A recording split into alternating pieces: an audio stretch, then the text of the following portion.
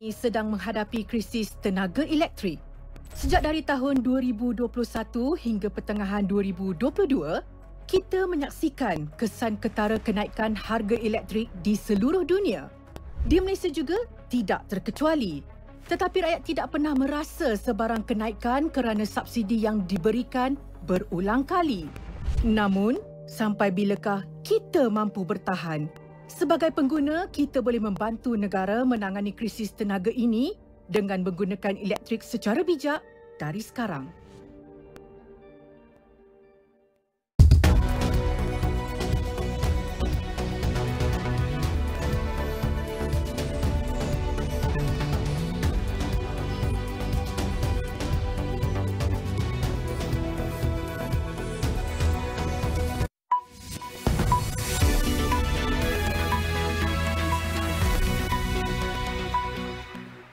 Good evening. You're watching AWANI Tonight with me, Soraya Mia. Police are seeking witnesses who can provide more information about the murder of 6-year-old autistic child Zayn Rayyan Abdul Mateen. Petaling Jaya Chief Assistant Commissioner Muhammad Fakhruddin Abdul Hamid says authorities met the child's parents for a second time on Thursday night, adding that others would be called to record their statements. Muhammad Fakhruddin said police would continue to investigate the crime scene until positive leads were found. He said the person who originally found the body had also been called in to gather more information. Zayn Rayyan was found dead 34 hours after he was reported missing. His body was discovered in a river near his home at Idaman Apartments in Damansara Damai on Wednesday night after a search by local residents. A post-mortem examination revealed that the victim had suffered injuries to his neck and body, as well as signs of self-defense wounds. He was believed to have been murdered elsewhere before his body was dumped in the river. Those who were unable to redeem the 100 ringgit eMadani credit despite meeting the eligibility criteria would be able to make an appeal. Deputy Finance Minister Datuk Seri Ahmad Maslan says the government would soon provide more details on the matter. Tujuan eMadani ini adalah untuk menggalakkan kewangan digital, ekonomi digital. Kita juga ingin menggalakkan perkembangan ekonomi setempat dan kita juga ingin menggalakkan PMKS, perusahaan mikro kecil sederhana. Perusahaan mikro kecil sederhana untuk dibantu dan pembelian kepada PMKS. Jadi itu antara tujuan-tujuan. Berarti data maklumat STR tu dah ada 8.7 juta. Nanti kita akan bandingkan dengan data yang menerima eMadani. Berarti kelompangan perbezaan antara mereka yang menerima eMadani dengan mereka yang baru dia tak menerima STR tetapi dia menerima eMadani, maka kita bezakan itu. Tentunya kita akan mengutamakan mereka yang menerima STR untuk dapat juga eMadani. The government will focus on reducing Malaysia's dependence on foreign workers from next year. Economy Minister Rafizi Ramli says there are plans to introduce measures to shake up the labour market, which has been hard hit by decades of low wage growth. Rafizi made the announcement at the Madani government's first anniversary event at the Bukit Jalil National Stadium today. He said most of the key structural measures had already been announced this year, but the government would be looking at other sectoral reforms to complement its grand economic plans for 2024. The Economy Ministry has spearheaded several major programs aimed at raising wages, especially for workers within the bottom 50 of the income bracket. These include the progressive wage policy, which is due to begin in the middle of next year.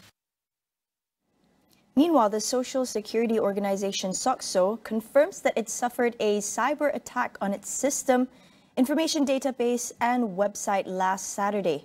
The agency says it activated a crisis management plan with its Information and Communication Technology ICT unit on the same day to restore the system. In a statement, SOCSO said its ICT unit was able to regain control of the system and that the cyber attack had not affected its service to contributors, employers and the public.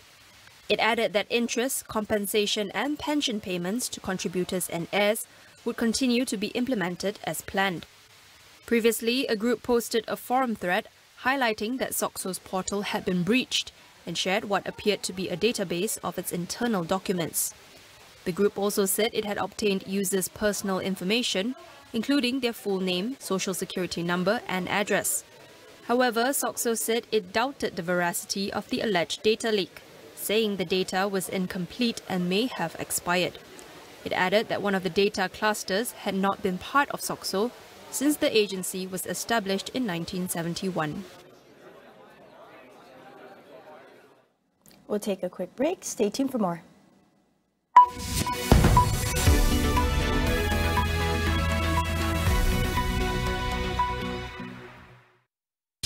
Ada berita yang lebih baik, melainkan berita untuk semua geng Mobile Legend. Bang bang.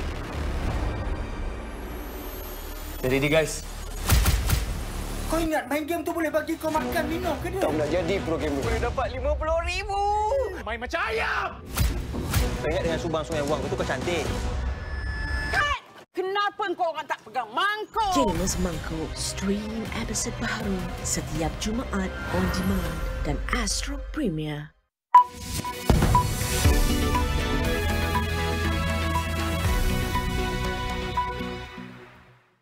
Welcome back. On to updates in Gaza. Dozens were killed and injured in an Israeli airstrike targeting a house near the Al-Amal Hospital and Palestinian Red Crescent headquarters in Gaza's Khan Yunis. This as Israel continues intense bombardment of most of the Gaza Strip, including Gaza City in the north. It was reported that the eastern and southern sides of Gaza City are also under heavy airstrikes. The Israeli military said on Friday it targeted 450 targets in Gaza, but within the past 24 hours, close to 350 Palestinians were killed in direct airstrikes on their homes. Separately, tens of thousands of Palestinians arrived in Rafah over the past week since the end of the truce. Those displaced are left with urgent shortages of drinking water and necessities, prompting some to return to war-ridden areas. Food prices have also skyrocketed in Rafah, with exponential increases in the city's population in the past few days. Cambodian Prime Minister Hun Manet has vowed to continue relocating thousands of families from the Angkor Wat temple complex. This comes amid growing criticism of the move from international rights groups. Hun Manet said the relocations would continue as planned to protect Angkor Wat. He also ordered authorities to prevent people from settling inside the site. Cambodian officials maintain that some 10,000 families had voluntarily agreed to leave the UNESCO World Heritage Site due to unspecified conditions set by the agency. They will move to Runtaek, a new community built on former paddy fields about 25 kilometers away. Hun Manet has pledged to build much-needed infrastructure there and provide 10 free daily shuttle buses between the new and old sites. Amnesty International last month accused Cambodia of violating international law with the forced evictions and called for an immediate halt. UNESCO has also expressed concern about the relocations, adding that they had never requested or been involved in the program. Hundreds remain stranded in their homes amid widespread flooding in India's Chennai district, 4 days after cyclone Michang hit the coast. At least 14 people have died in the floods, triggering torrential rains that begin on Monday. Government officials and volunteers were taking supplies to people stranded in their homes in the city of more than 6 million people, a major center for automobile and technology manufacturing. The Greater Chennai area is home to the Indian units of several global companies, including Hyundai Motor and Apple's Taiwanese suppliers Foxconn and Pegatron. Information and technology service providers in the city have announced work-from-home policies for the week, while schools and colleges remain closed as some have been converted into temporary shelters. Indonesia strongly suspects human trafficking is behind a recent surge in arrivals of Rohingya refugees on its shores.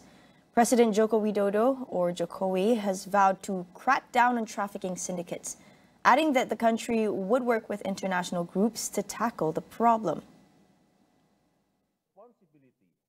Jokowi added that Indonesia would provide temporary humanitarian aid to the Rohingya, but continue to give priority to local residents.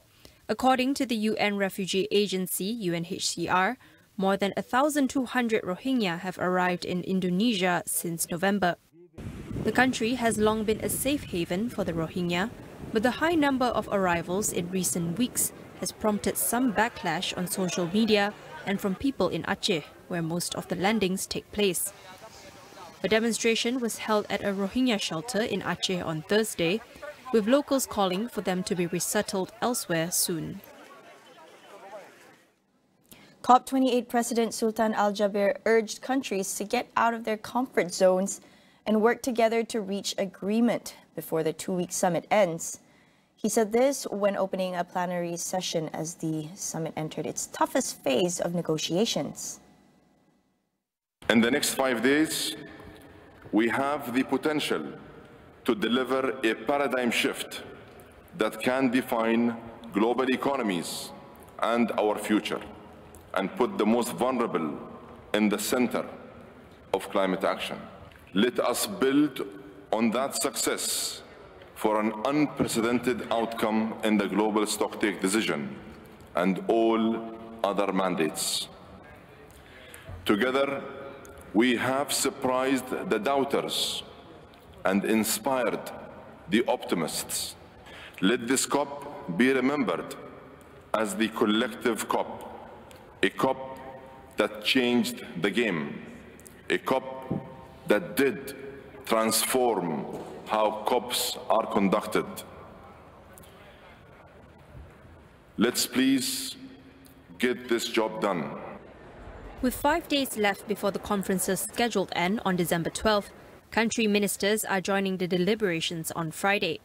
Still unresolved is how the nearly 200 countries at COP28 will handle the thorny issue of fossil fuels, the main source of climate warming emissions, with at least 80 countries demanding a COP28 agreement that calls for an eventual end to their use. Such a position would be unprecedented after 3 decades of UN climate summits that have never addressed the future role of fossil fuels head-on. The Malaysian comedy scene holds a unique charm that is both diverse and dynamic. Local stand-up comedian Gajen Nad explores the current landscape of the industry and where its strengths lie. So I remember when I first started, I was dealing with Dr. Jason, Kavin J, who are both on Netflix, right? And I remember like Kavin telling me that, oh, this is a good time because we are at the pioneer stage of stand-up comedy in Malaysia, right? Now we fast forward 11 years. I think we are still in the pioneer stage, but we are towards the end. The scene here is really good, and I'll tell you why. Malaysia has got one of the best scenes in Asia. Okay. And one of the reasons is because a lot of us can actually speak and understand English. Yeah. So if you look at a lot of international comedians, when they go to other countries, you'll be surprised. They will not be performing in front of locals. They'll be performing in front of expats. Because that particular country has got very low English proficiency. I see. So it's the expats who are attending. So imagine you're a British comic, you go to X country X, right? And then you're performing in front of your own people, and you've traveled so far. So that's why Malaysia, Singapore, Philippines stand out a lot. And the scene is great in these 3 countries. Gajen also shed light on the level of support for the local comedy scene. Support from the people, I would say, is great, right? Because I think a lot of the people like stand-up comedy. Right? In terms of, I would say, like government support, I understand it's not as strong as other industries because I'm no economist, but the numbers aren't too great when it comes to arts and culture. So I sort of understand. I do hope it grows. And I do hope the government also takes note that we have Malaysians we have 5 Netflix comedy specials. Including yours? Yeah, including mine, who are done by Malaysians who are based here. And that is the highest amount, if I'm not mistaken, in ASEAN. We have Singapore has 1, I'm not too sure about the other countries. Of course, we have got Filipinos, we have got Malaysians who have got Netflix specials, but they're based in US. Yeah, so it's a different ball game. So to have 5 Netflix specials who are by Malaysians who are based here, that's a very strong indicator. I do hope the government may say, hey, you know what, this is something great, you know, and it's also indirectly it's also promoting Malaysia. Yeah. Catch the full conversation on It's About Youth, airing every Friday at 10:30 p.m. only on Astro AWANI. That's all we have for you on AWANI tonight. Thank you for watching. I'm Saraya Mia, and we'll see you again.